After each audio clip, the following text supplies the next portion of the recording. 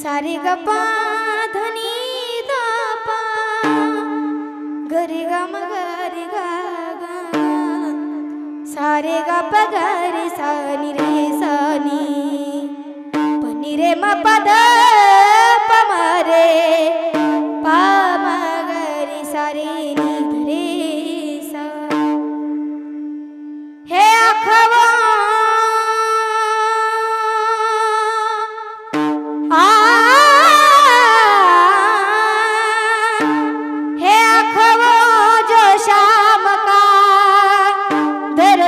KIA करे हे शीश जो प्रभु चरण में वंदन किया करे बेकार जब कहे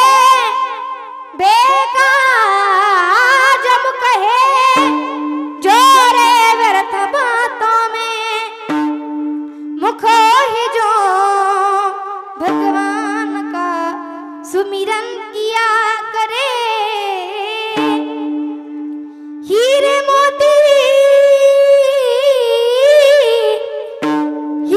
मोती से नहीं शोभा ये हाथ की ये हाथ जो भगवान का पूजन किया करे मरकर भी अमर नाम उस सजीव का जग में प्रभु प्रेम में बलिदान जो जीवन किया करे ऐसी लागी लगन मेरा हो गई मगन हो गई मगन हो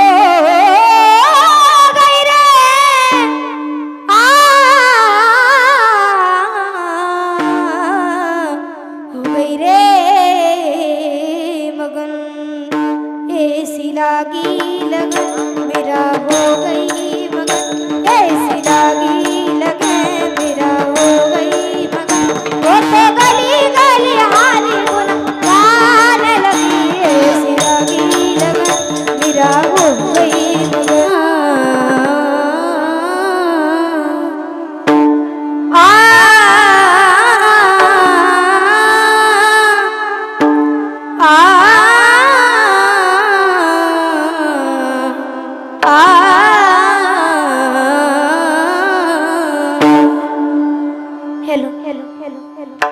हरि जय जय राम कृष्ण हरि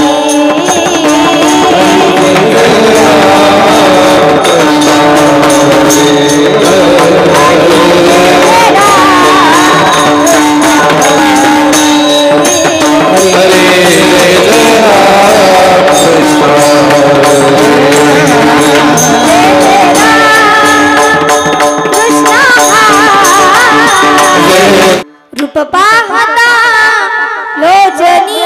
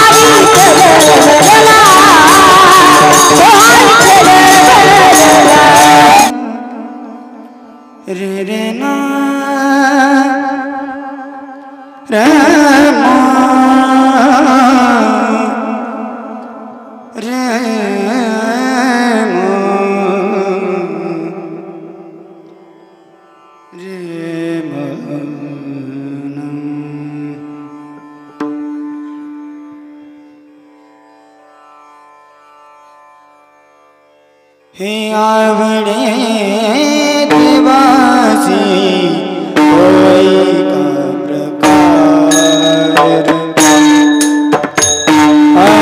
आवड़े देवासी कोई का प्रकार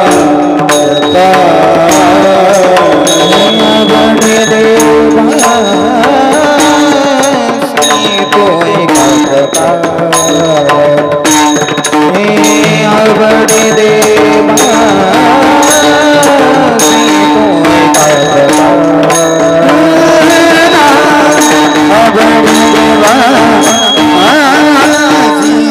कोई का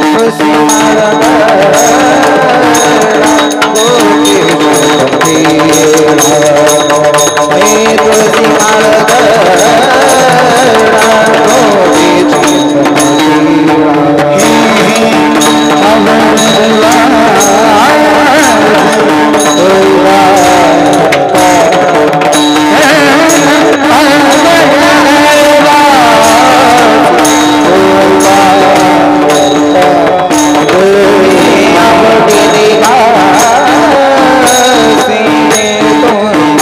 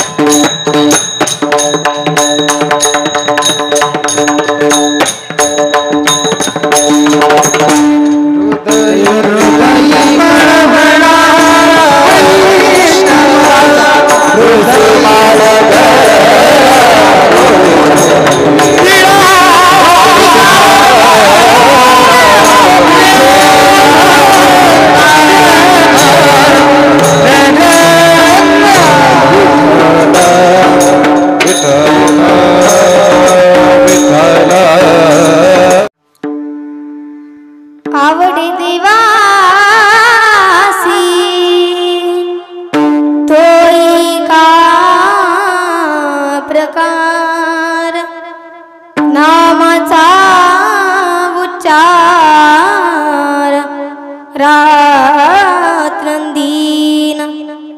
तुळसी माळ गळा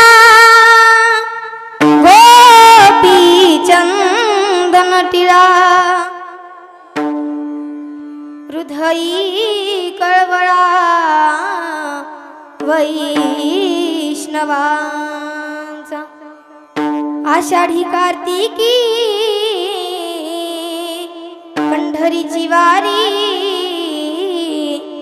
साधन निर्धारी आन नाही तुळसी माळ गळा गोपी चंदन टिळा हृदयी कळवळा वैष्णवांचा एका जनार्दनी ऐसा ज्याचा नेमा तो देवा परम पूज्य जगी तुळसी माळ गळा गोपी चंदन टिळा हृदयी कळवळा वैष्णवांचा विठ्ठल विठ्ठल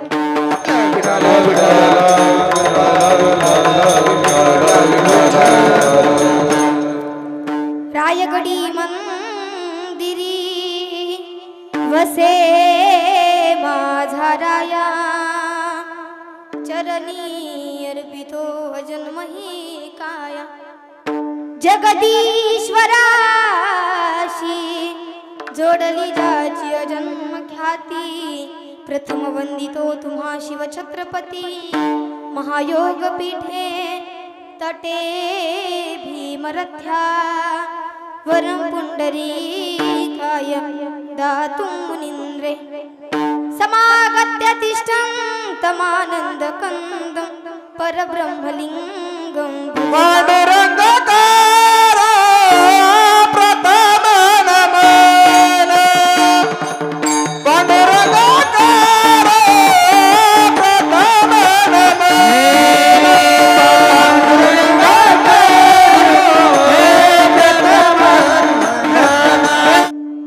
पांडुरंगा करू प्रथम नमन दुसरे चरण संताचिया त्यांच्या कृपादाने कथेचा विस्तारो बाबाजी सद्गुरु दास तुका कलावज्ञ जिओ धरार्थावतारं कलंकांक तेजो धिकामो दिवक्त्रं खलानीशवादा वनोदार्हदक्षं समाधिस्थमूर्तिं भजे ज्ञानदेवं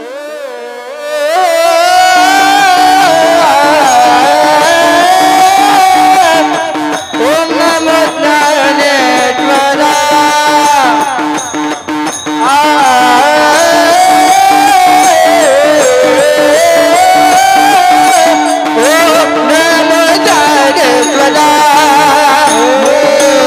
ओम नमो ज्ञानेश्वरा करुणा करा दयाळा तुमचा अनुग्रह लाधलो पावन झालो चराचरी मस्तक हे पायावरी या वारकरी संतांच्या सारे तीर्थ धाम आपके चरणों में हे गुरुदेव प्रणाम आपके चरणों में गुरु मेरी पूजा गुरु गोविंद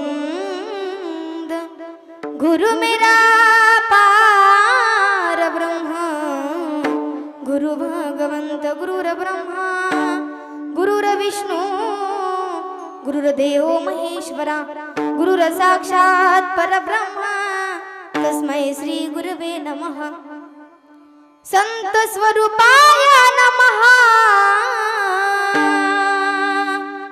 श्री साई देवाय नमः संत स्वरूपाय नमः श्री साई देवाय नमः शिवस्वरूपाय नमः श्री साई देवाय नमः ओम नमो सच्चिदानंद साई देवाय नमः ओम नमो सच्चिदानंद साई देवाय नमः ओम नमो जियाद्या वेद प्रतिपाद्या जय जय सुसंवेद्या आत्मरूप देवा तुची गणेशू सकलार्थमती प्रकाशू मने निवृत्ती दासू अवधारी जोजी सचितानंद रूपाय विश्वोत्पत्त्यादि हे तवे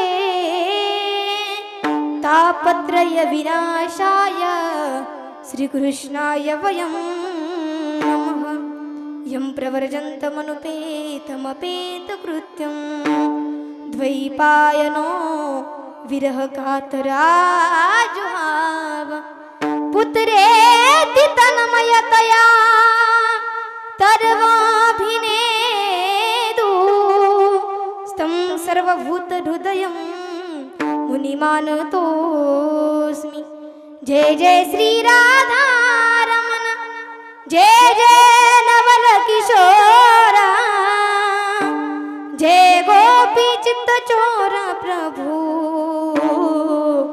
जय जय माखन चोर शरण शरण हनुमंता तुम्हालो रामदूता काय भक्तीचा वाटा मजदा व्यासोभटा चलो आओ जी पवन कुमार बधारो हरि कीर्तन चलो आओ जी पवन कुमार बधारो हरि कीर्तन चलो आओ जी पवन कुमार बधारो हरि कीर्तन में चलो आओ जी पवन कुमार बधारो हरि कीर्तन में राम जी को लाना लखन जी को लाना राम जी को लाला जी को लाला राम जी को लाना लखन जी को लाना राम जी को लाला जी को लाला बधारो है चलो आओ जी पवन कुमार बधारो हरि कीर्तन चले आओ जी पवन कुमार पधारी कीर्तन में चले आओ जी पवन कुमार पधारी कीर्तन में राम राम राम सीता राम राम राम राजा राम राम राम सीता राम राम राम राजा राम राम राम सीता राम राम राजा राम राम राम सीता राम राम राजा राम राम राम सीता राम राम राम राजा राम राम राम सीता राम राम राजा राम राम राम सीता राम राजा राम राम राम सीता राम राम चलो आओ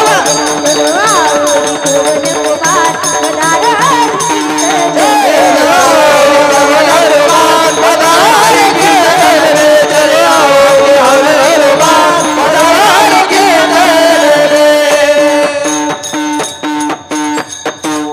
आवडे देवासी तो एका प्रकार नामाचा उच्चार रात्रंदिना तुळसी माळ गळा गोपी चंदन टिळा हृदयी कळवळ वैष्णवांचा प्रस्तुत प्राप्त प्रसंगी प्राप्त स्थळी कीर्तना रूपी सेवेकरिता निवडलेला अभंग अखिल कोट ब्रह्मांड नायक भगवान पंढरीशी पांडुरंग परमात्म्याचे असणारे लाडके लढीवाळ भक्त शांतीचे सागर पैठण निवासी शांती ब्रह्म एकनाथ महाराज यांचा उत्कृष्ट असा देवाला काय आवडतं हे जीवाला सांगणारा अभंग आज आपण या ठिकाणी कीर्तन रूपी सेवेकरिता निवडला विठ्ठल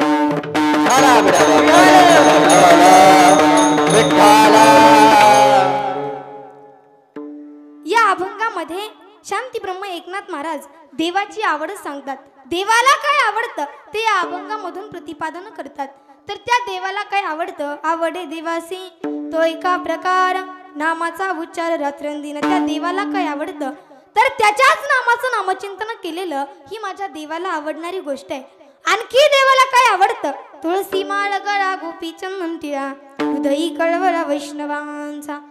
गळ्यामध्ये पवित्र अशी तुळशीची माळ असणं, भाळ्यावरती गोपी चंदनाचा टिळा आणि अंतकरणामध्ये वारकऱ्यांविषयीची तळमळ ही देखील देवाला आवडणारी गोष्ट आहे. आणखी देवाला काय आवडतं? आषाढी कार्तिकी पंढरीची वारी साधन निर्धारी अन नाही. सतत केलेली आषाढी कार्तिकी पंढरीची वारी ही देखील देवाला आवडणारी गोष्ट आहे. आणि जो सतत आषाढी कार्तिकी पंढरीची वारी करतो, ज्याच्या गळ्यामध्ये पवित्र अशी तुळशीची माळ आहे, भाळ्यावरती गोपी चंदनाचा टिळा आहे, अंतकरणामध्ये वारकऱ्यांविषयीची तळमळ आहे, मुखामध्ये भगवंताचं नाम आहे, तो व्यक्ती जगामध्ये वंदनीय आहे आणि तो या देवाला आवडतो. हा झाला अभंगाचा सरळ सरळ भावार्थ. आता सरळ भावार्थ सांगितला म्हणजे जवळजवळ कीर्तन हे समजल्यासारखंच आहे. बरोबर ना महिला मंडळ? विठाल विठाल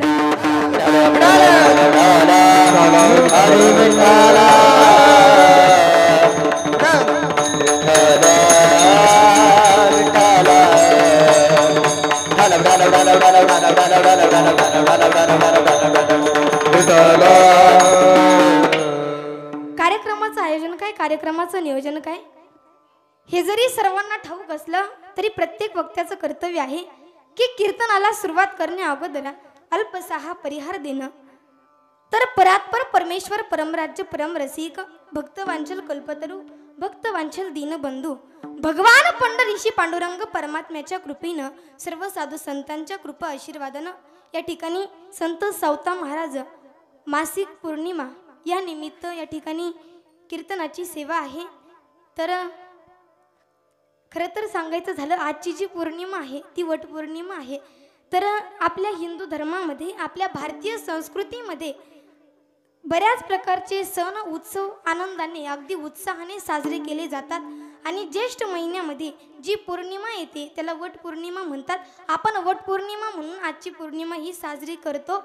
लग्न झालेल्या महिला, सर्व महिला मंडळ अतिशय उत्साहाने आनंदाने हा सण साजरा करतात. आणि याच पौर्णिमेनिमित्त या ठिकाणी चालू असलेली ही कीर्तनरूपी सेवा सर्व ग्रामस्थ मंडळांच्या या ठिकाणी आभार मानते आणि कीर्तनरूपी सेवेला सुरुवात करते. विठ्ठल विठ्ठल.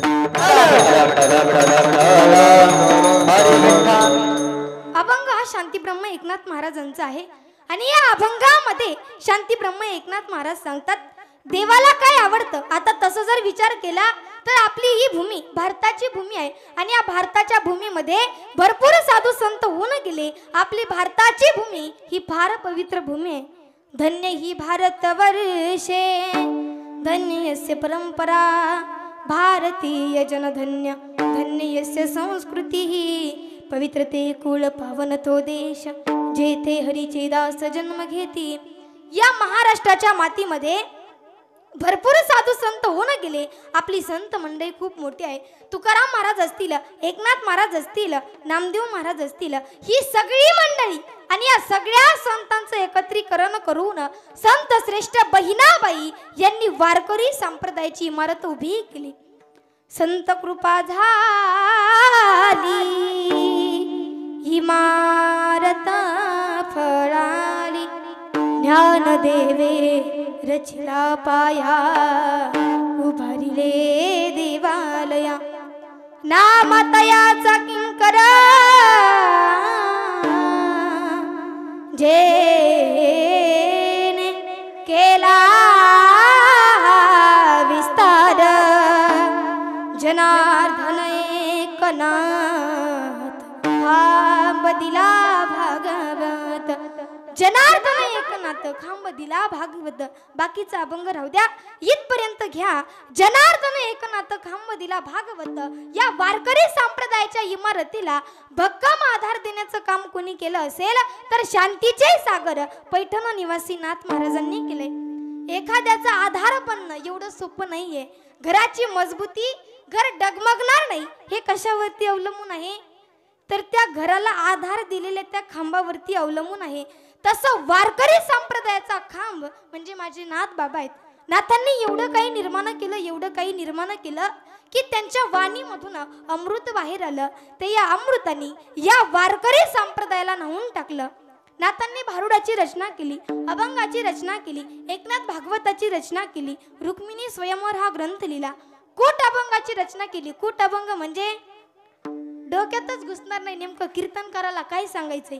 एवढं अवघड तत्वज्ञान या जीवाला समजावं, पचावं, कळावं म्हणून भारुडाच्या माध्यमातून, अभंगाच्या माध्यमातून नाथांनी आपल्या समोर मांडलं. नाथांची भारुड ही फार सोपी भारुड आहे. आता एखादा जर जास्त तत्वज्ञान सांगायला गेला तर आपण त्याच्याकडे जास्त लक्ष देत नाही, परंतु एखादा जर भारुड गायला लागला तर आपण कान टवकारून त्या ठिकाणी ऐकत असतो. नाथरायांची भारुड ही फारच सोपी आहेत.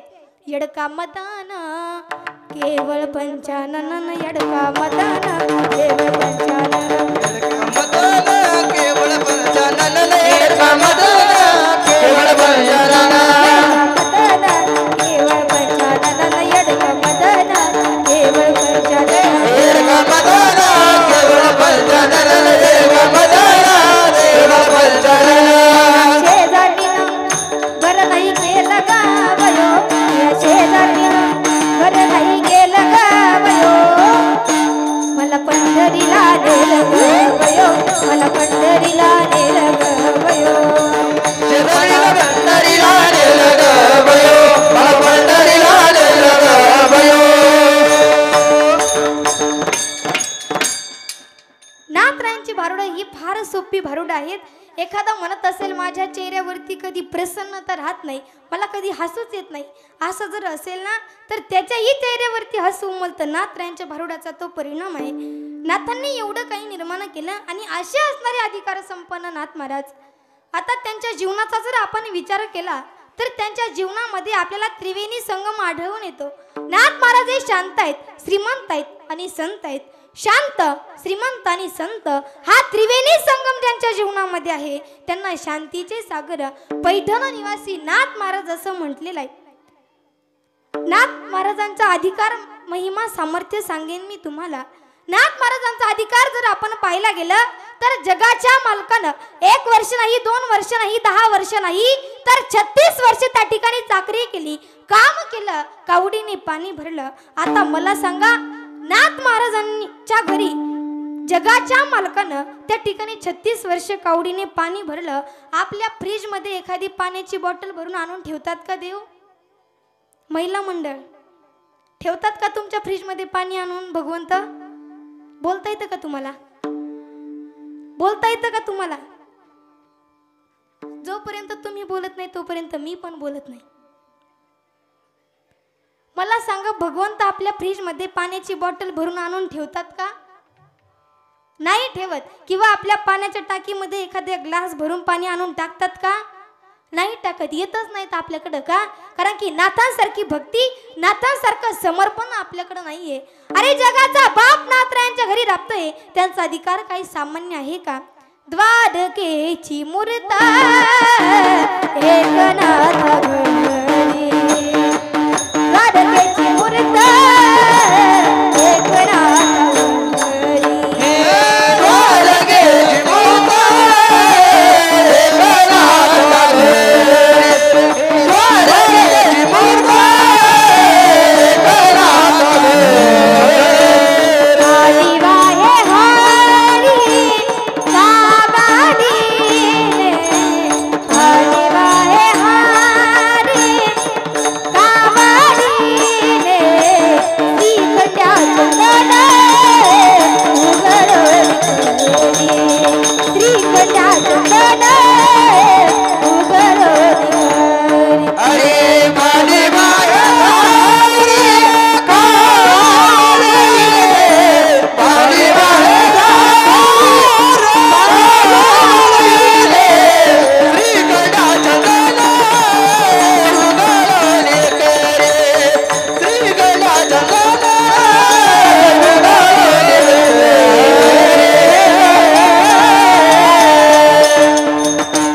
द्वारकेची मूर्ता एकनाथ घरी, पाणी वाहे हरी कावडीने, पाणी वाहे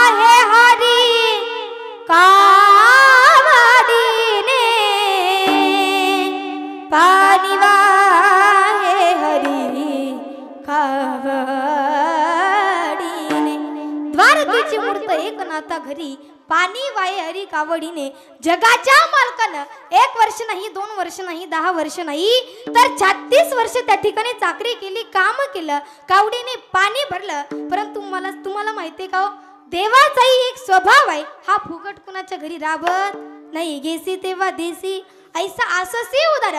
भगवंत स्वतः सांगतायत मी दिल्या घेतल्याशिवाय कुणाचं काम करत नाही. आता भगवंत नाथरायांच्या घरी राबत होते, भांडे घासत होते, धुणं धुत होते, देवपूजा करत होते, पाणी भरत होते. पण देवाचा स्वभाव आहे गेसी तेव्हा देसी ऐसा आससी उदार. मी दिल्या घेतल्याशिवाय कुणाचं काम करत नाही. मग तो जगाचा मालक नाथरायांच्या घरी राबलाच कसा? आता जी देवाची रीत आहे तीच आपली रीत आहे. मला सांगा, आपण फुकट कुणाच्या घरी काम करतो का? महिला मंडळ तुमचं लक्ष इकडे असू द्या. फुकट आपण कुणाच्या घरी काम करतो का? नाही. मी जर तुम्हाला सांगितलं जा आणि तुमच्या शेजारणीचे पाठीभर भांडे घासून या, घासताल तुम्ही? घासताल? नाही घासणार. आपण फुकट कुणाचं काम करत नाही. जर मोबदला मिळाला तर आपण ते काम करतो, परंतु मोबदला मिळू नये आजकाल त्या कामामध्ये प्रामाणिकपणा राहिला नाही. बघा, ऊस खुरपणीसाठी बाया लावा. ऊस असतो ना इकडं, हा, ऊस खुरपणीसाठी बाया लावा. बाया एवढ्या हुशार असतात महाराज, ऊसामध्ये जे गवत आहे ना त्या गवतावर माती टाकतात आणि पुढे चालतात. एक तर 11 वाजता रानात येणार, 2 वाजता जेवणाची सुट्टी, 2 तास जेवणार, 4 वाजता रानात जाणार, 5 वाजता घड्याळ दाखवणार, चला नेऊन सोडा आम्हाला. यांना नेऊन सोडायला रिक्षा, आणायला रिक्षा, असं झाले मजूर श्रीमंत आणि मालक गरीब. मला सांगायचं तात्पर्य एवढंच आहे, आपण फुकट कुणीही कुणाचं काम करत नाही. जी देवाची रीत आहे तीच आपली रीत आहे, अगदी छोट्या बाळापासून तर भगवंतापर्यंत तीच रीत आहे. आता मला सांगा, एकदम छोटंसं बाळ आहे, एवढं भारी बाळ आहे दिसायला, पांढरी शुभ्र गाल, एवढं सुंदर आहे. आता त्या बाळाला बघितल्याच्या नंतर काय वाटतं आजी तुम्हाला? तुम्ही ब्रह्मचारीत का आहेत ना तुम्हाला? मग काय वाटतं त्या बाळाला बघितल्याच्या नंतर? त्या बाळाला उचलून घ्यावं आणि त्या बाळाचा पापा घ्यावा वाटतो ना? बरं, जसं लहान बाळाचा पापा घ्यावा वाटतो तसं 80 वर्षाच्या म्हाताऱ्याचं घ्यावं वाटतो का? नाही घ्यावं वाटत महाराज. आपण त्या बाळाला जर अलीकडे बोलावलं तर ते पलीकडे पळतं, पण जर आपण एखादा रुपया, एखादा चॉकलेट जर घेतलं, त्या बाळाला म्हटलं हे चॉकलेट घे, हा रुपया घे, ते बाळ पळत तुमच्याकडे तर तुमचं काम तुम्हाला करून देतं. म्हणजे मला सांगायचं तात्पर्य एवढंच आहे, अगदी छोट्या बाळापासून तर भगवंतापर्यंत तीच रीत आहे. फुकट कुणी कुणाचं काम करत नाही. बघा, भगवंताचे एवढे भक्त होत्या, द्रौपदी माता एवढी भक्ती करायच्या, एवढा परमार्थ करायच्या, नामस्मरण करायच्या, एवढी त्यांची भक्ती होती. त्या भक्ती करायच्या यामध्ये नवल नाही. त्यांचे 5 पती सुद्धा भक्ती करायचे, यामध्ये नवल नाही. त्यांच्या पतीचे केस सुद्धा कृष्ण कृष्ण म्हणायचे. मेरो राधा रमण गिरिधारी, गिरिधारी श्याम बनवाई. मेरो राधा रमण गिरिधारी, गिरिधारी श्याम बनवाई. मेरो राधा रमण गिरिधारी, गिरिधारी श्याम बनवाई. मेरो राधा रमण गिरिधारी, गिरिधारी श्याम बनवाई. हरे राम हरे कृष्णा, हरे राम हरे कृष्ण, राम हरे कृष्ण, राम हरे कृष्ण. त्या ठिकाणी द्रौपदी माता एवढी भक्ती करायच्या, एवढा परमार्थ करायच्या, परंतु तरी देखील भगवंताने घेतल्याशिवाय त्यांना दिलेलं नाही. हा भगवंताचा स्वभाव आहे, घेतल्याशिवाय कुणाला द्यायचंच नाही. द्रौपदी मातेची गोष्ट सोडा, भगवान श्रीकृष्णाचा बालमित्र होता. एका ताटात जेवत होते, एका बकेटीत आंघोळ करत होते, एका अंथरुणात झोपत होते, एका गुरुची विद्या घेत होते. असं असणारं नाव त्याचं सुदामा. परंतु ज्या वेळेस सुदाम देवावरती दारिद्र्य आलं ना, त्यावेळेस ते द्वारकेच्या राजाला भेटण्याकरिता गेले. आता हा सोन्याच्या नगरात राहणारा राजा काय कमी होतं महाराज, परंतु भगवंतानी तरी देखील सुदाम देवाकडून अगोदर मुठभर पोहे घेतले आणि मग गाव सोन्याचा करून दिला. परंतु घेतलं काय? मुठभर पोहे घेतले आणि मग गाव सोन्याचा करून दिला. हा भगवंताचा स्वभाव आहे. घेतल्याशिवाय कुणाला द्यायचंच नाही. विठ्ठल विठ्ठल.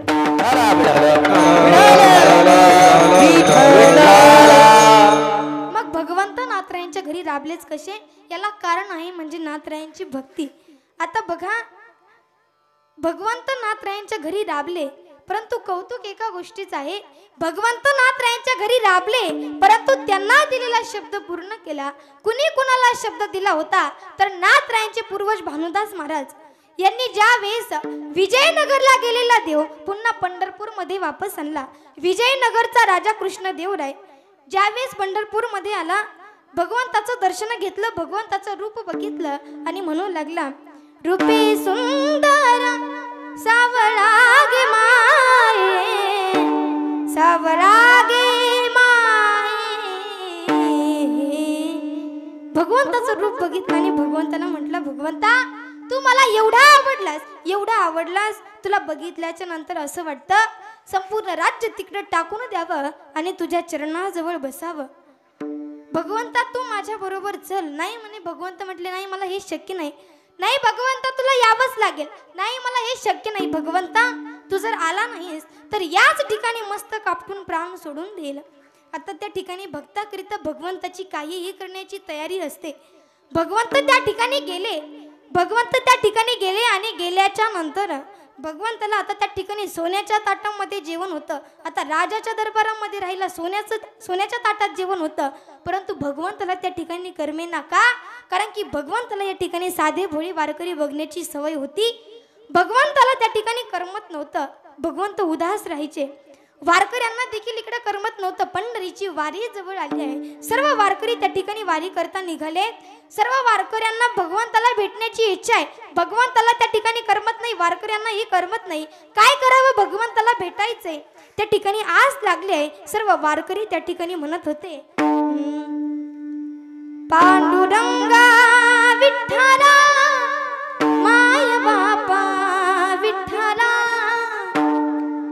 पांडुरंगा विठ्ठला माय बापा विठ्ठला, तुळसी माळ ईश्वासाची तुटे घाव विठ्ठला, जीव झाला कासावीस रूप दाव विठ्ठला, जीव झाला कासावीस रूप दाव विठ्ठला, पांडुरंगा विठ्ठला माय बापा विठ्ठला, पांडुरंगा विठ्ठला माय बापा विठ्ठला.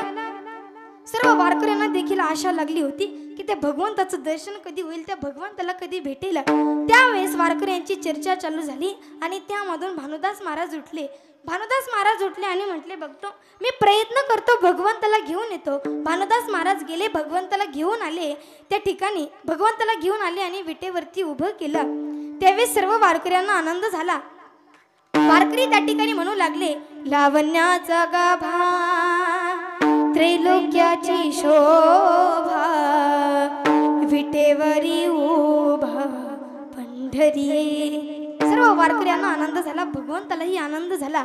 आणि भगवंत त्या ठिकाणी भानुदास महाराजांना म्हटले, महाराज तुम्ही माझं काम केलं ना, तुम्ही मला पंढरपूर मध्ये पुन्हा वापस आणलं, तुम्ही माझं काम पूर्ण केलं. मी तुम्हाला शब्द देतो की तुमच्या घरची चाकरी करण्याकरता मी त्या ठिकाणी एक दिवस येईल आणि पुढे वंशावळीमध्ये चालून नाथ महाराजांचा जन्म झाला आणि त्यामध्ये नाथरायांची भक्ती सर्व गोष्टी एकत्र आल्या आणि जगाचा बाप नाथरायांच्या घरी राबला. एवढंच कारण आहे, जगाचा मालक नाथरायांच्या घरी राबण्याचं. विठ्ठल विठ्ठल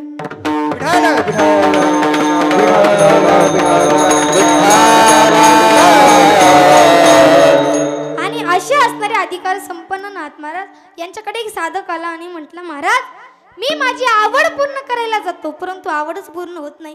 महाराज म्हटले, काय आवडतं तुला? तो म्हटला, महाराज असं वाटतं भाजीपाला करावा, ट्रकाची ट्रका, टेम्पोची टेम्पो माल पार्सल करावा मुंबईला, पुण्याला, जालन्याला, नगरला. महाराज म्हटले, मग कर ना. काही सांगू महाराज, एकतर शेती नाही, शेती आहे थोडीफार परंतु त्यामध्ये पाणी नाही. विहिरी खोदल्यात 5 परंतु एकीलाही पाणी लागलं नाही. याला काही म्हणायचं?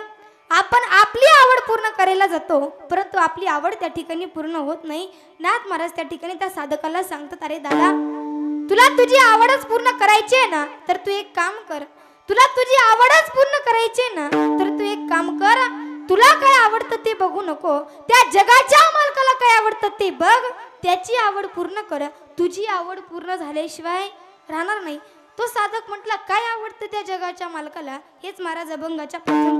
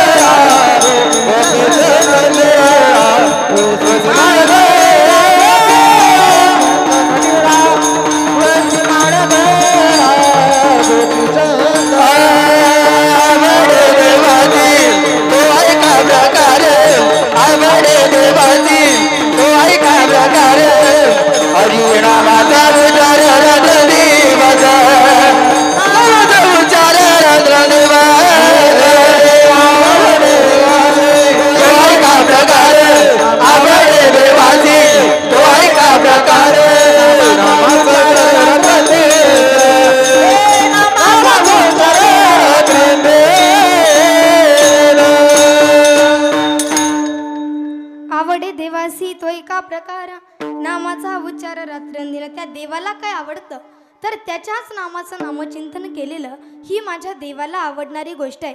आता भगवंताच्या नामाचा जर आपण विचार केला तर भगवंताचं नाम हे मंगलामध्ये मंगल आहे. सकळ मंगल निधी श्री विठ्ठलाचे नाम आदी, श्री विठ्ठलाचे नाम मंगल अमंगल उद्धरिते. भगवंताचं नाम हे पवित्रामध्ये पवित्र आहे. माऊली ज्ञानोबराय ज्ञानेश्वरीच्या एका ओळीमध्ये सांगतात, नाम बरवयावर म्हणत नाम पवित्रानी चोखाटा, नाम स्मरे नीलकंठ निज सुखे निवाला. पवित्राणां पवित्रं यो मंगलानां च मंगलम देवतं देवतानां च भूतानां यो पिता भगवंताचं नाम हे सारामध्ये सार सांगले माझ्या कंठीराव बले कपी कुळे उतरिले मुक्त केले राजा राम सांगले सांगले माझ्या कंठीराव बले कपी कुळे उतरिले मुक्त केले राजा नाम चांगले चांगले भगवंताचं नाम सारामध्ये सार आहे सार सार सार विठोबा नाम तुझे सार भगवंताचं नाम अमृत सर्वात गोड आहे परंतु अमृताहुनी गोड अमृताहुनी गोड नाम तुझे देवा नाम तुझे देवा अमृताहुनी गोड अमृताहुनी गोड नाम तुझे देवा नाम तुझे देवा अमृताहुनी गोड नाम तुझे देवा भगवंताचं नाम अमृत सर्वात गोड आहे परंतु अमृतापेक्षाही गोड हे भगवंताचं नाम आहे विठ्ठल विठ्ठल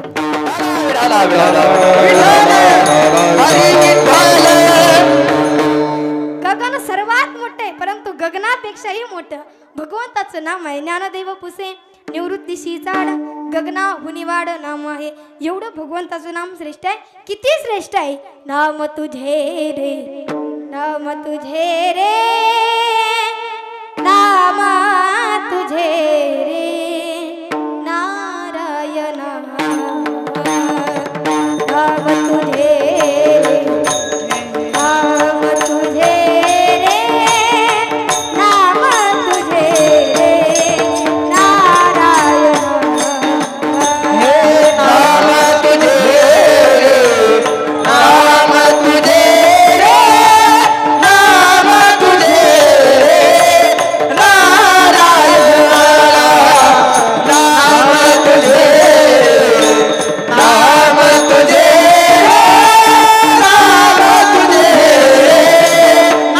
नारायण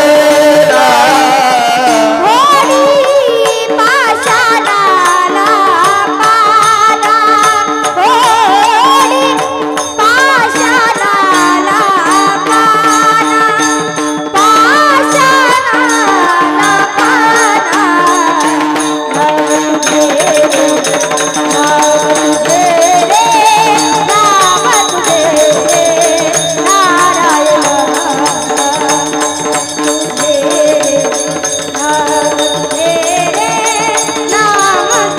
रे नारायण हरे नाम तुझे नाम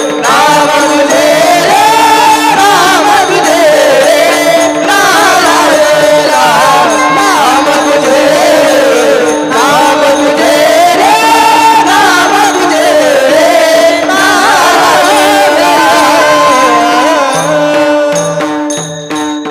नाम तुझे नारायणा फोडी पाषाणाला पाना भगवंताचं नाव कानावरती पडल्याच्या नंतर दगडालाही पाना फुटेल एवढं भगवंताचं नाम श्रेष्ठ आहे मग आपण भगवंताचं नामचिंतन नामस्मरण आपल्या जीवनामध्ये आल्याच्या नंतर केलं पाहिजे का कारण की अगोदरच आपला जन्म हा कलियुगामधला आहे आणि कलियुगामध्ये सर्वश्रेष्ठ साधन हे म्हणजे भगवंताचं नाम आहे कलियुगामध्ये भगवंताचं नाम हे किती श्रेष्ठ आहे सांगून जाईल तुम्हाला महाभारत संपलं आणि 5 पांडव भगवंताकडे आले महाभारत संपलं 5 पांडव भगवंताकडे आले आणि भगवंताला म्हटले भगवंता अरे येणारा युग हे कोणता आहे येणाऱ्या युगामध्ये माणसं कशी असणार आहेत आणि येणाऱ्या युगामध्ये श्रेष्ठ काय आहे तू आम्हाला सांग भगवंत म्हटले हे काही मी तुम्हाला सांगणार नाही प्रत्यक्ष दाखवून देणार आहे तुम्ही 5 पांडव 5 दिशेने जा तुम्हाला 5 आश्चर्य दिसतील आणि मनामध्ये काही शंका आल्यास मला प्रश्न विचारा तुमच्या प्रश्नाचं उत्तर तुम्हाला मिळेल आता ठरल्याप्रमाणे 5 पांडव 5 दिशेने गेले प्रथमतः आश्चर्य बघितलं धर्मराजाने आश्चर्य बघितलं अरे भगवंताचं वाहन असणारा गरुड आहे पंखावरती वेद लिहिलेले आहेत, परंतु तोंडामध्ये मांसाचा तुकडा आहे. धर्मराजाला आश्चर्य वाटलं. धर्मराजाने विचार केला, अरे भगवंताचं वाहन असणारा गरुड, पंखावरती वेद, परंतु तोंडामध्ये मांसाचा तुकडा, हे काय आश्चर्य आहे. धर्मराजाला आश्चर्य वाटलं. 2 नंबरचं आश्चर्य बघितलं होतं अर्जुनाने. अर्जुनाने आश्चर्य बघितलं होतं.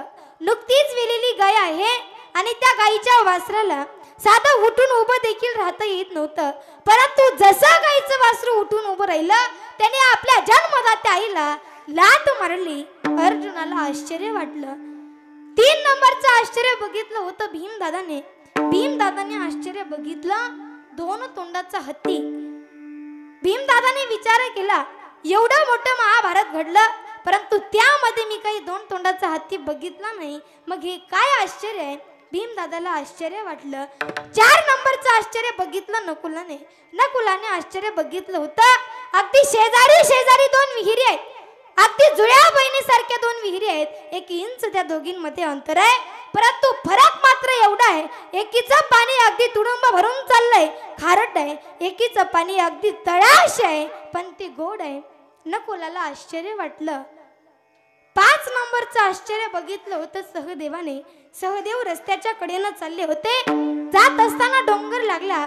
डोंगराच्या वरती वळून बघितलं तर एवढा मोठा दगड त्यांच्या अंगावरती धावून येत होता, कोसळत होता. सहदेवाला वाटलं मी जागीच ठार होईल, जागीच गतप्राण होईल, परंतु सवयीप्रमाणे भगवंताचं नाव त्यांच्या मुखामध्ये आलं आणि एका वाळलेल्या गवताच्या काडीनं तो असणारा एवढा मोठा दगड त्या ठिकाणी थांबला. सहदेवाला आश्चर्य वाटलं. 5 भावंडांनी 5 आश्चर्य बघितली आणि भगवंताकडे गेले. भगवंताला म्हणू लागले. प्रथमतः धर्मराजा भगवंताला सांगतात, अरे भगवंता मी असं आश्चर्य बघितलं. अरे भगवंता तुझा वाहन असणारा गरुड आहे, पंखावरती वेद लिहिलेले आहेत, तोंडामध्ये मांसाचा तुकडा, हे काय आश्चर्य आहे. त्यावेळेस भगवंत धर्मराजाला सांगतात, अरे धर्मा, अरे येणारा युग हे कलियुग आहे. आणि या कलियुगामध्ये अशीच माणसं जन्माला येणार आहेत. अरे गाथा ज्ञानेश्वरी मुखोद्गत असू दे, परंतु मांस भक्षण करण्याचं पाप त्यांच्या हातून घडणार आहे. येणारं युग हे कलियुग आहे. ऐका कलीचे मेहमान आता त्या जिरदले जन पापा देती अनुमोदन करती हेलन स्वतःचे. ऐका कलीचे मेहमान आता त्या जिरदले जन पापा देती अनुमोदन करती हेलन स्वतःचे. 2 नंबरचं आश्चर्य बघितलं होतं अर्जुनाने आश्चर्य बघितलं होतं. अर्जुन भगवंताला सांगतात, अरे भगवंता मी असं आश्चर्य बघितलं. अरे नुकतीच वेलेली गाय आहे, गायीच्या वासराला साधं उठून उभं देखील राहता येत नव्हतं, परंतु जसं गायीचं वासरू उठून उभं राहिलं त्याने आपल्या जन्मदात्या आईला लात मारली. हे काय आश्चर्य आहे. त्यावेळेस भगवंत अर्जुनाला सांगतात, अरे अर्जुना येणारा युग हे कलियुग आहे. आणि या कलियुगामध्ये आई वडिलांनी आपल्या लेकरासाठी हाडाचं काढ रक्ताचं पाणी करून रात्रीचा दिवस करून सांभाळू दे, परंतु म्हातारपणी ज्या आई वडिलांच्या पायावरती डोकं ठेवायचं ना, त्याच आई वडिलांच्या डोक्यावर पाय ठेवणारी औलाद या कलियुगामध्ये जन्माला येणार आहे. येणारं युग हे कलियुग आहे. 3 नंबरचं आश्चर्य बघितलं होतं भीमदादाने. भीमदादा भगवंताला सांगतात, अरे भगवंता मी असं आश्चर्य बघितलं, 2 तोंडाचं हत्ती मी बघितलं. आता भगवंत म्हणतात, एवढं मोठं महाभारत घडलं त्यामध्ये मी 2 तोंडाचा हत्ती बघितला नाही, परंतु हे काय आश्चर्य आहे, मी 2 तोंडाचा हत्ती बघितला. त्यावेळेस भगवंत भीमदादाला सांगतात, अरे भीमा येणारा युग हे कलियुग आहे आणि या कलियुगामध्ये अशी लोक जन्माला येणार आहेत की निवडणुकीचा प्रचार एकाचा करणार, पैसा दुसऱ्याचा खाणार आणि मतदान तिसऱ्यालाच देणार. थोडक्यात 2 तोंडांनी बोलणारी माणसं या कलियुगामध्ये जन्माला येणार आहेत. येणारं युग हे कलियुग आहे. 3 भावंडांची 3 आश्चर्य झाली. 4 नंबरचं आश्चर्य बघितलं होतं नकुलने. नकुल भगवंताकडे आले आणि भगवंताला म्हटले, भगवंता अरे मी असं आश्चर्य बघितलं, अगदी शेजारी शेजारी 2 विहिरी आहेत, जुळ्या बहिणीसारख्या 2 विहिरी आहेत, 1 इंच त्या दोघींमध्ये अंतर आहे, परंतु फरक एवढं आहे, एकीचं पाणी अगदी तुडुंब भरून चाललंय परंतु खारट आहे. एकीचं पाणी अगदी तळाशी आहे पण ते गोड आहे. हे काय आश्चर्य आहे. तेवेळेस भगवंत नकुलाला सांगतात, अरे नकुला, येणारा युग हे कलियुग आहे आणि या कलियुगामध्ये नास्तिकवादी विचाराचे लोक जरा जास्त जन्माला येणार आहेत. अगदी त्या खारट पाण्यासारखे आणि संत महात्मे हे थोडेच असणार आहेत. संपूर्ण जगाचा उद्धार करून देणारे असणार आहेत. अगदी त्या गोड पाण्यासारखे येणारा युग हे कलियुग आहे. 4 भावंडांनी 4 आश्चर्य बघितली आणि 5 नंबरचं आश्चर्य बघितलं होतं सहदेवाने. सहदेव मात्र शांत उभे होते. सहदेव मात्र शांत उभे होते आणि भगवंत सहदेवाला म्हणतात, सहदेवा तू काय आश्चर्य बघितलं. त्यावेळेस सहदेव भगवंताला सांगतात, अरे भगवंता, अरे रस्त्याच्या कडेनं चाललो होतो, जात असताना डोंगर लागला, डोंगराच्या वरती वळून बघितलं तर एवढा मोठा दगड माझ्या अंगावरती धावून येत होता, कोसळत होता. मला वाटलं मी जागीच ठार होईल, जागीच गतप्राण होईल. परंतु भगवंता, अरे सवयीप्रमाणे तुझं नाव माझ्या मुखामध्ये आलं आणि एका वाळलेल्या गवताच्या काडीनं तो असणारा एवढा मोठा दगड त्या ठिकाणी थांबला. तेवेळेस हे कोणतं आश्चर्य आहे. तेवेळेस भगवंत सहदेवाला सांगतात, अरे सहदेवा, येणारा युग हे कलियुग आहे आणि कलियुगामध्ये मला कलियुगी उदार जानावे, कलियुगी उदार जानावे, कलियुगी उदार जानावे, काळाची येते आगे आगे काले, कलियुगी उदार हरी जानावे, कलियुगी आहे अधिकार कलियुगी उद्धार हरीच्या नामे. म्हणून कलियुगामध्ये भगवंताचं नाम श्रेष्ठ आहे. ते भगवंताचं नामचिंतन करा, नामस्मरण करा, भक्ती करा. भगवंताची भक्ती केली संत श्रेष्ठ मीराबाई. एवढी भक्ती केली, एवढा परमार्थ केला की संसार करावा की नाही याचं भान त्यांना राहिलं नव्हतं. मीराबाई वेड्या झाल्या होत्या भगवान श्रीकृष्णाच्या भक्तीमध्ये, प्रेमामध्ये. ज्यावेळेस मीराबाईंचे वडील मीराबाईंना म्हणायचे, मीरा लग्न कर बेटी, त्यावेळेस मीराबाई ठामपणे उत्तर द्यायच्या, बाबा बाबा माझं लग्न की नाही त्या श्रीकृष्णाच्या भक्तीशी, प्रेमाशी केव्हा झाले.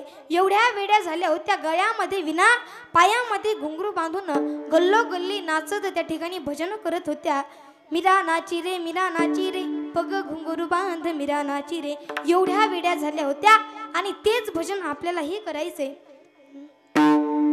सारे गपा धनी दापा गरे गा मगरे गा गा, सारे गा पगरे सानी रे सानी, पनी रे म पद पमरे पा मगरे सारे नी रे सा.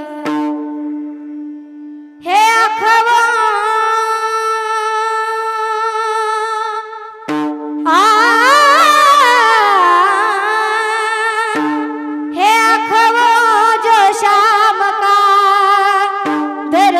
किया करे, हे शीश जो प्रभु चरण में वंदन किया करे.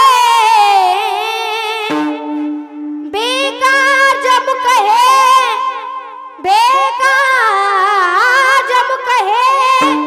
जो रे व्यर्थ बातों में, मुख ही जो भगवान का सुमिरन किया करे.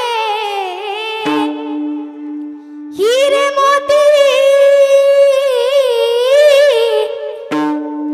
मोती से नहीं शोभा ये हाथ की, ये हाथ जो भगवान का पूजन किया करे.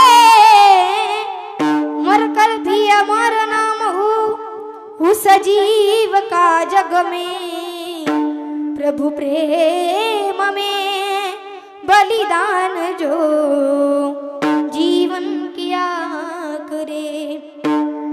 ऐसी लागी लगन मीरा हो गई मगन,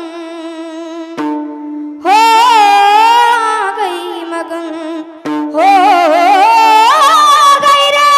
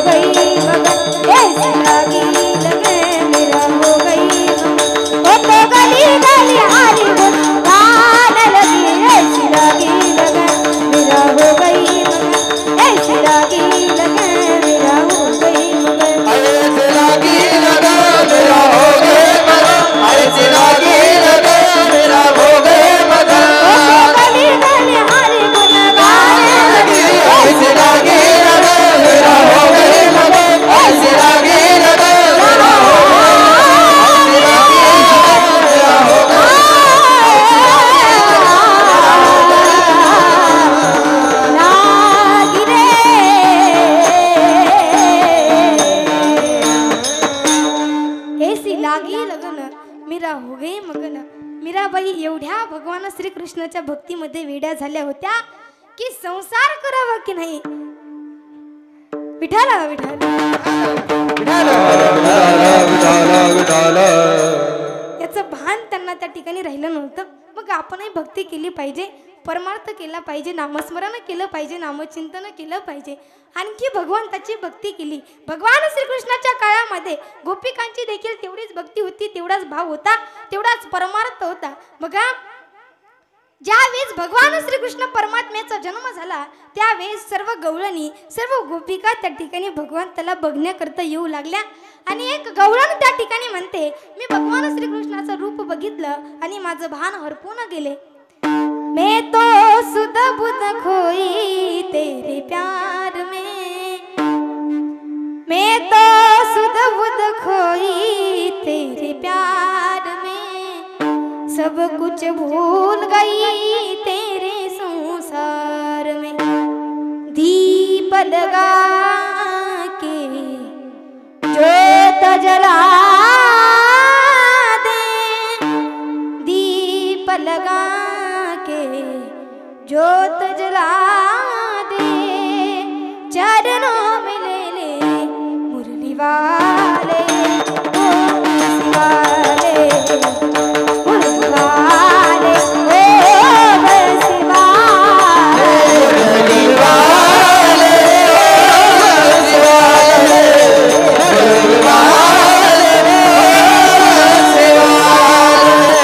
तो दादा हो गई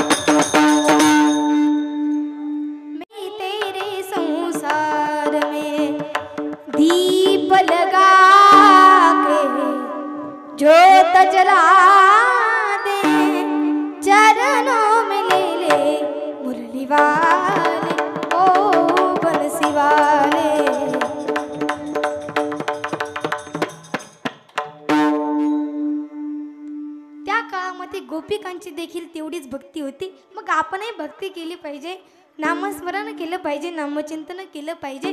कारण की एवढा सुंदर नरदेह त्या भगवंताने आपल्याला दिला. कारण की भगवंताचं नामचिंतन केलेलं हे भगवंतालाही आवडतं, त्या देवालाही आवडतं.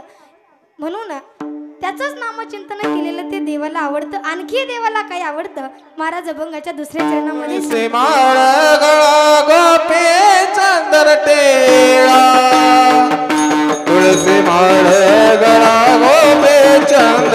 तुळसी माळ गळा गोपी चंदन टिळा, हृदयी कळवळा वैष्णवांचं. त्या भगवंताला काय आवडतं? तर गळ्यामध्ये पवित्र अशी तुळशीची माळ असणं, भाळावरती गोपी चंदनाचा टिळा, अंतकरणामध्ये वारकऱ्यांविषयीची तळमळ, ही देवाला आवडणारी गोष्ट आहे. आणखी देवाला काय आवडतं? आषाढी कार्तिकी पंढरीची वारी, साधना निर्धारी आन नाही, सतत केलेली आषाढी कार्तिकी पंढरीची वारी ही देखील देवाला आवडणारी गोष्ट आहे. म्हणून भगवंताचं नामचिंतन करा, स्मरण करा, आषाढी कार्तिकी पंढरीची वारी करा, गळ्यामध्ये पवित्र तुळशीची माळ घाला, भाळावरती गोपी चंदनाचा टिळा लावा. ते देवाला आवडतं, त्याचं नामचिंतन करा. कारण की एवढा सुंदर नरदेव भगवंताने आपल्याला दिला. कशा करता दिला? देवे दिला देह भजना गोमटा, तो या झाला फाटा बादिकेचा. कशा करता दिला नरदेह? भजनाकरिता दिला. परंतु आपण त्याचा उपयोग फक्त भोजनाकरिताच केला. म्हणजे एवढा सुंदर नरदेव त्या भगवंतांनी आपल्याला दिला. आपलं कर्तव्य आहे त्या भगवंताचं नामचिंतन करणं, नामस्मरण करणं. फक्त देहच दिला का? तर नाही. दिले इंद्रिय हात पाय कान, डोळा मुख बोलाया वचन, जेणे तू जोडसी नारायण, नासे जीवपन भवरोग. एवढा सुंदर नरदेह दिला भगवंताचं नामचिंतन करण्याकरता. कारण की जेणे हा जीव दिला दान. आता दान या शब्दाचा अर्थ काय आहे? फुकट. आता व्यवहारामध्ये जीवन जगत असताना साधं कोणी कोणाला चुन्याची पुडी सुद्धा फुकट देत नाही, पण त्या भगवंताने एवढा सुंदर नरदेह आपल्याला फुकट दिला. मग आपलं कर्तव्य आहे तर याचे करील चिंतन, त्या भगवंताचं नामचिंतन करणं हे आपलं कर्तव्य आहे. कारण की एवढा सुंदर नरदेह त्या देवाने आपल्याला दिलाय. आउट हात का मानव देह अल्लाने तुझे दिया, आउट हात का मानव देह अल्लाने तुझे दिया, खाया पिया सुख से सोया ना जमाना खोया, खाया पिया सुख से सोया ना जमाना खोया, भजमन नारायण भजमन नारायण भजमन नारायण.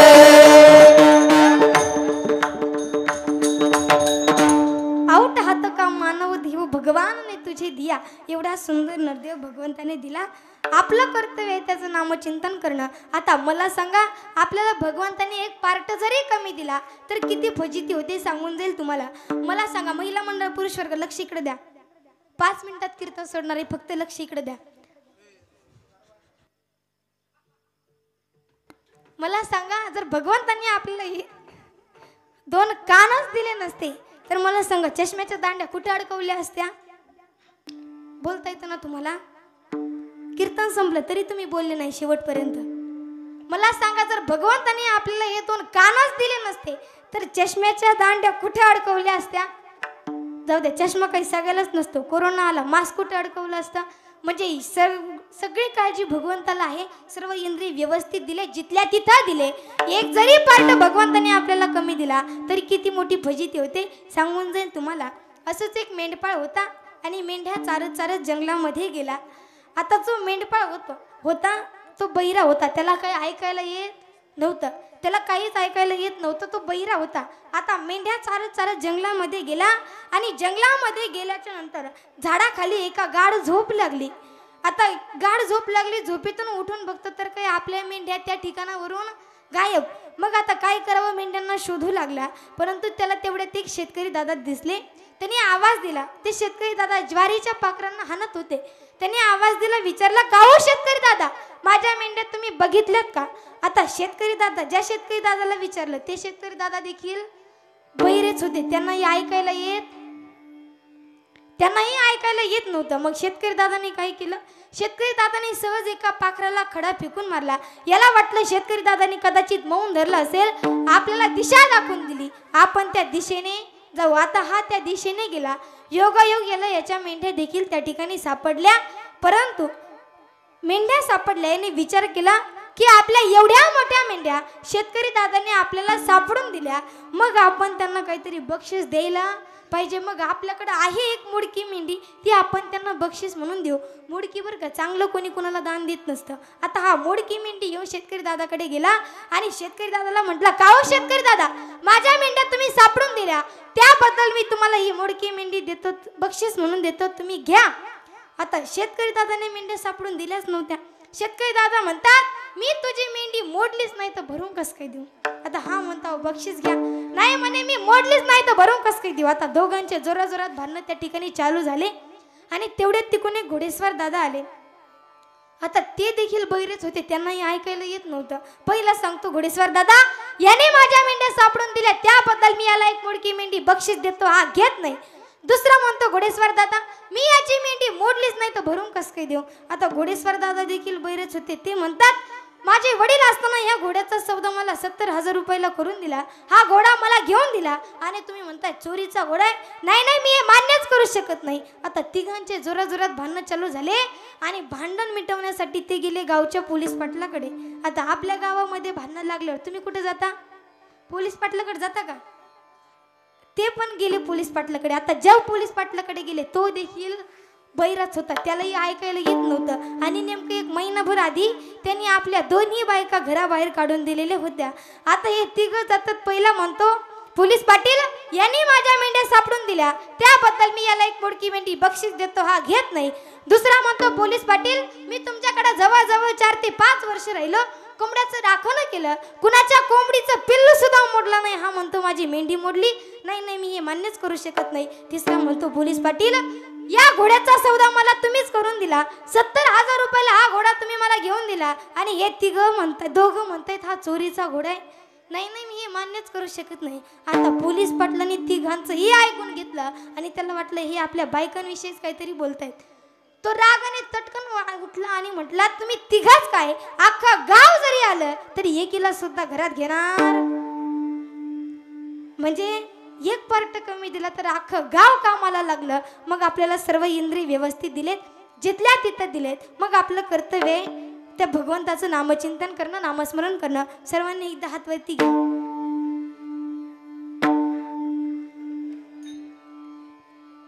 सर्वांनी हात वरती घ्या. मी जरी बघत नसले तरी समोरून देव बघतोय. पुन्हा काय झालं तर माझ्याकडे यायचं नाही. हात वरती घ्या आताच. विठोबा रखुमाई, विठोबा रखुमाई, विठोबा रखुमाई, विठोबा रखुमाई, विठोबा रखुमाई, हरे विठोबा रखुमाई, विठोबा रखुमाई, विठोबा रखुमाई, हरे विठोबा वारी साधन निर्धारियान नाही. तुळसी माळ गळा गोपी चंदन टिळा हृदयी कळवळा वैष्णवांचा विठ्ठल विठ्ठल.